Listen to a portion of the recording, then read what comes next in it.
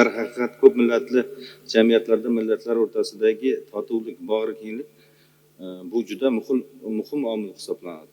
Konstitutsiyamizda O'zbekiston Respublikasi o'z hududida istiqomat qiluvchi barcha millat va elatlarning tillari, urf-odatlari va an'analari hurmat qilinishi ta'minlanishini, ularning rivojlanishi uchun sharoit yaratilishi mustahkamlab qo'yilganligi bu boradagi islohotlarning qomusiy asosi hisoblanadi.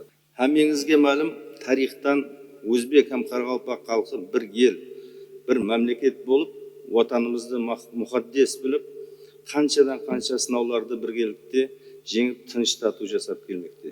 Asrlar davomida ag'a-ini, do'st birodar bo'lib bir xalqqa aylanib bo'lganmiz.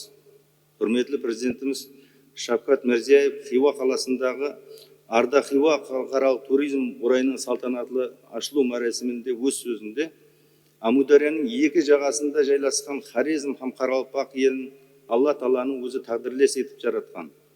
Bu iki qo'ng'si aymoqning tarixin, madaniyatin ham urf-odatlarini bir-biridan ajratib ko'z oldimizga keltirish mumkin emas deb tarixiy haqiqatni bayon etdi. Bu fikrda butkul qoraqalpoq xalqi maqtanish bilan qarshi oldi.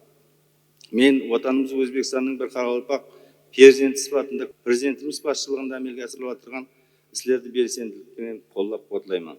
Hurmatli deputatlar, bugungi murakkab va tez o'zgarayotgan zamonda millatlararo totuvlik va hamjihatlikni har qachongidan ham muhim deb bilaman. Chunki jamiyatdagi tinchlik, barqarorlik va o'zaro ishonch har qanday taraqqiyotning asosiy sharti hisoblanadi.